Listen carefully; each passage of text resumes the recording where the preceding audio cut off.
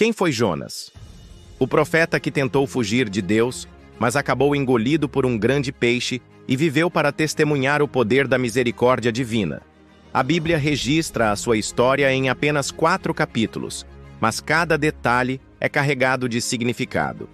Hoje, você vai conhecer toda a história de Jonas, exatamente como está nas Escrituras. Tudo começa quando a palavra do Senhor veio a Jonas, filho de Amitai.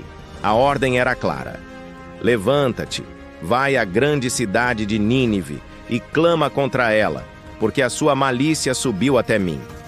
Mas Jonas, em vez de obedecer, levantou-se para fugir da presença do Senhor. Ele desceu até a cidade de Jope, encontrou um navio que ia para Tarsis, pagou a passagem e embarcou, tentando escapar da sua missão. Ele estava indo na direção oposta à que Deus havia ordenado. Mas ninguém foge de Deus. O Senhor lançou sobre o mar um grande vento e se formou uma tempestade tão forte que o navio estava a ponto de se despedaçar.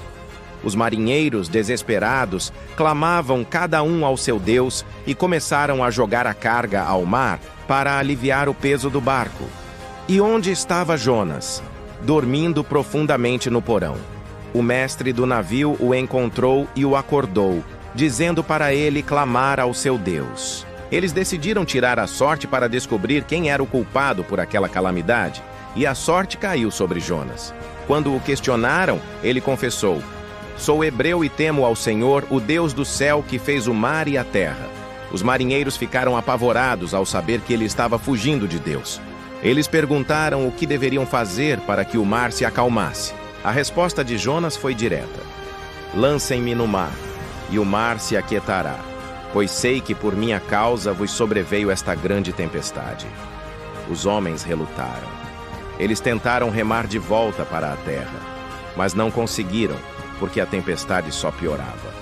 Então, eles clamaram ao Senhor, pedindo para não perecerem pela vida de Jonas, e o lançaram ao mar. No mesmo instante, a fúria do mar se acalmou. Aqueles homens foram tomados por um grande temor ao Senhor, ofereceram sacrifícios e fizeram votos a ele. Nesse momento, o Senhor preparou um grande peixe para engolir Jonas. E ele permaneceu 3 dias e 3 noites no ventre do peixe. Ali, no meio da escuridão e do desespero, Jonas fez uma das orações mais poderosas da Bíblia. Ele reconheceu sua aflição e clamou ao Senhor. "Na minha angústia clamei ao Senhor, e ele me respondeu. Do ventre do abismo gritei, e tu ouviste a minha voz." Jonas agradeceu a Deus pela salvação, mesmo estando naquela situação, e prometeu cumprir os votos que havia feito. Então, o Senhor deu uma ordem ao peixe, e ele vomitou Jonas em terra seca. A palavra do Senhor veio a Jonas pela segunda vez: "Levanta-te, vai à grande cidade de Nínive, e proclama contra ela a mensagem que eu te digo." Desta vez, Jonas obedeceu. Ele foi para Nínive. A cidade era imensa. Levava 3 dias para ser percorrida de ponta a ponta.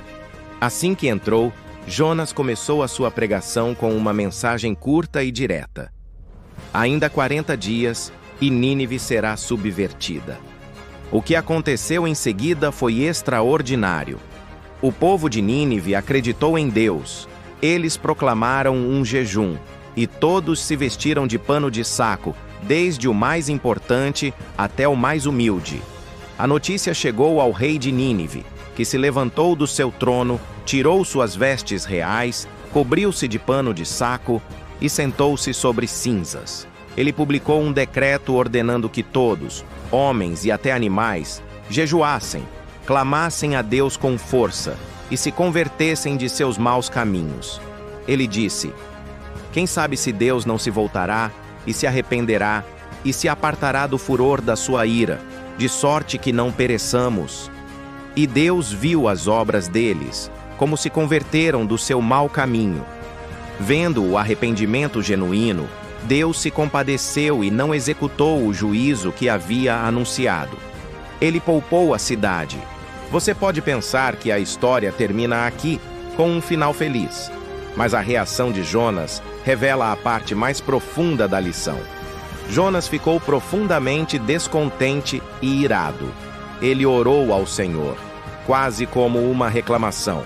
Ah, Senhor, não foi isso que eu disse quando ainda estava na minha terra. Por isso eu fugi para Tarsis. Eu sabia que tu és um Deus misericordioso e compassivo, tardio em irar-se e grande em benignidade, e que se arrepende do mal. Jonas estava tão frustrado com a misericórdia de Deus que chegou a pedir para morrer, dizendo que seria melhor morrer do que viver. Então ele saiu da cidade, construiu um abrigo e se assentou ali para ver o que aconteceria.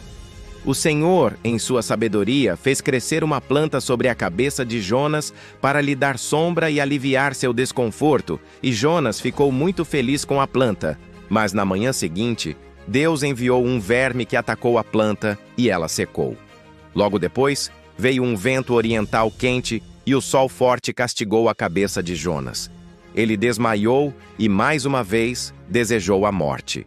Foi então que Deus o confrontou diretamente. Tu tiveste compaixão dessa planta, pela qual não trabalhaste nem a fizeste crescer, que numa noite nasceu e numa noite pereceu. E não deveria eu ter compaixão da grande cidade de Nínive, em que há mais de 120.000 pessoas que não sabem distinguir entre a mão direita e a esquerda, e também muitos animais? O livro termina com essa pergunta, nos deixando com a poderosa lição da imensa misericórdia de Deus. A história de Jonas é tão significativa que o próprio Jesus Cristo fez referência a ela no Novo Testamento. Quando os fariseus pediram um sinal, Jesus respondeu: assim como Jonas esteve 3 dias e 3 noites no ventre do grande peixe, assim o Filho do Homem estará 3 dias e 3 noites no coração da terra. O sinal de Jonas se tornou um símbolo da morte e ressurreição de Cristo.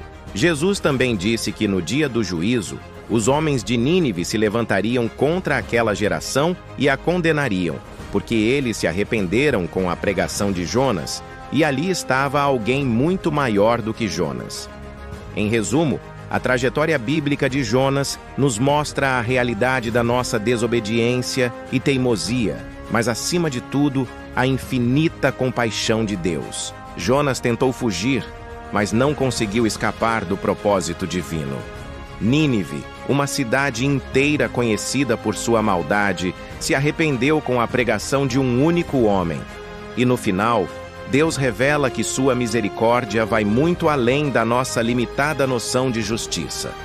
A história de Jonas é um convite eterno ao arrependimento, à obediência e à confiança na graça de um Deus que se importa com cada uma de suas criaturas. Se você gostou desse estudo completo sobre a história de Jonas, deixe o seu like, se inscreva no canal e compartilhe este vídeo com alguém que precisa ouvir essa mensagem.